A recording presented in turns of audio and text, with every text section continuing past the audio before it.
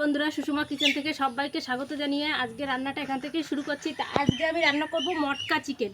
তা আমি এখানে 250 গ্রাম চিকেন নিয়েছি, আর এই যে মটকা হাঁড়িতে করে রান্না করে দেখাবো। তা সম্পূর্ণ ভিডিওটা দেখতে থাকো আর আমার সাথে থাকো। চিকেনটাকে ম্যারিনেট করার জন্য এখানে স্বাদ মতো লবণ দিয়ে দিলাম, দিয়ে দেব পরিমাণ মতন হলুদ, এখানে দিয়ে দেব আদা রসুন বাটা, দিয়ে দিলাম কাঁচা পেঁয়াজ, কুচিয়ে রাখা পেঁয়াজ, দিয়ে দিলাম টমেটো,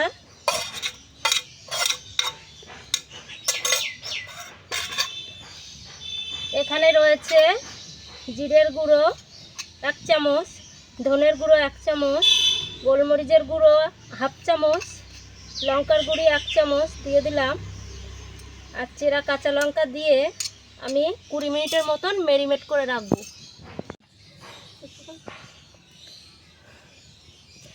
দিয়ে আমি সব মশলাগুলো দিয়ে এইভাবে মাখিয়ে ম্যারিনেট করে রেখে দেবো 20 মিনিটের মতো।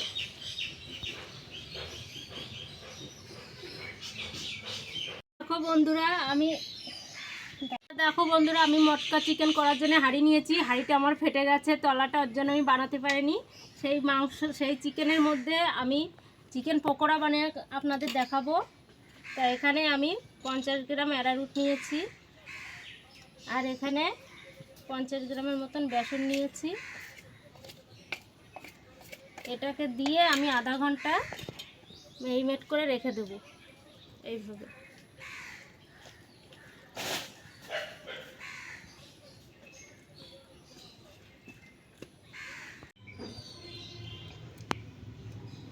তা দেখো বন্ধুরা, আমি এই যে ম্যারিনেট করে নিয়ে এসেছি, আমার কড়াইটা গরম হয়ে গেছে, তেল দিয়ে দেব।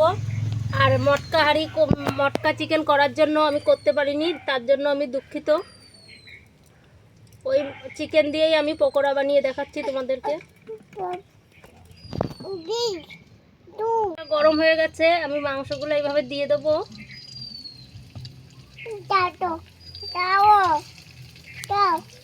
চিকেনের পিসগুলো দিয়ে দিচ্ছি। দেখো আমার পকোড়াগুলো হয়ে গেছে, আমি তুলে নিচ্ছি।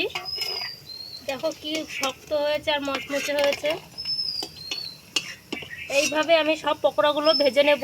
দেখো এই যে আমার চিকেন পকোড়াটা কেমন হয়েছে, আপনারা ফেসবুকে যেয়ে লাইক কমেন্ট শেয়ার করবেন, সাবস্ক্রাইব করে দেবেন।